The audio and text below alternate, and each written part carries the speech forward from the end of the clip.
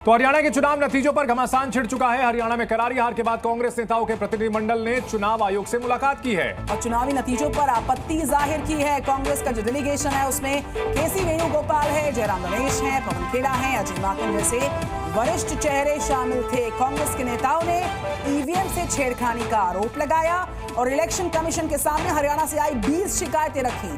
कांग्रेस नेताओं ने election commission से उन वोटिंग मशीन्स को सील करने की मांग की जिनके खिलाफ उन्होंने शिकायत दर्ज करवाई है।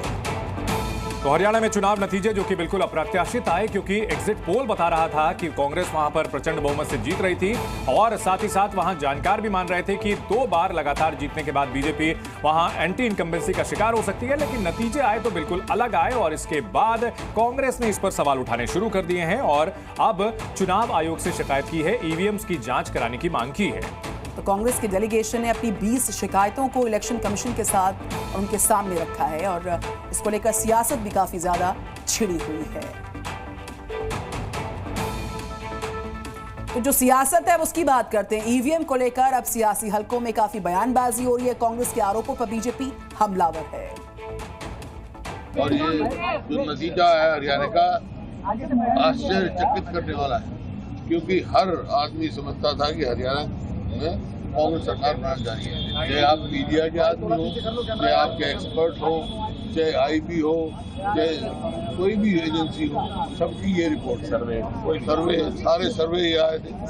लेकिन ये हुआ, पोस्टल बैलेट की गिनती शुरू होती है तो हर जगह कांग्रेस लीड करती है, ईवीएम की शुरू होती है तो कांग्रेस लीड करती है। फिर डाउट क्रिएट है। बहुत सारी जैसे कंप्लेंट है 30 के करीब है, बहुत सारी तो रिटर्न कंप्लेंट आ गई है और वर्बली बहुत आए हैं सबके।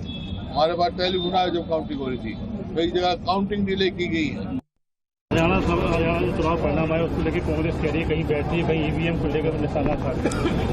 कांग्रेस तो जब हारती है तो उनको ईवीएम याद आती है, कोई नई बात नहीं है। तो यहां पर कांग्रेस और बीजेपी के बीच जुबानी जंग चल रही है। पवन खेड़ा ये कह रहे हैं कि इस पूरे मामले में काफी धांधली हुई है, जबकि बीजेपी की ओर से कहा जा रहा है कि इस पूरे मामले में कांग्रेस अब खिसियानी बिल्ली खंबा नोचे वाले मोड में है। चुनाव आयोग ने हमें ये आश्वासन दिया है, क्योंकि माकन जी ने और सिंघवी साहब ने एक मांग रखी कि वो तमाम मशीनें जिनके बारे में आज जिक्र किया है, शिकायत की है, उन मशीनों को सील कर दिया जाए, सिक्योर कर दिया जाए जब तक इसकी जांच पूरी नहीं हो जाती।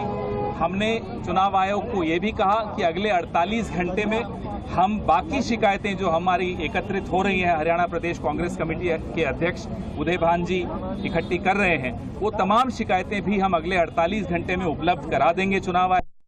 हमेशा जब उनके पक्ष में फैसला नहीं आएगा विरोध करेंगे, भ्रम फैलाएंगे, जब पक्ष में आएगा तो ढोल बजाएंगे। ऐसी मानसिकता लोकतंत्र के लिए घातक है। राहुल गांधी जी राजनीतिक और परिपक्वता से बाहर निकलें, संवैधानिक संस्था का सम्मान करें और संविधान पर विश्वास करें।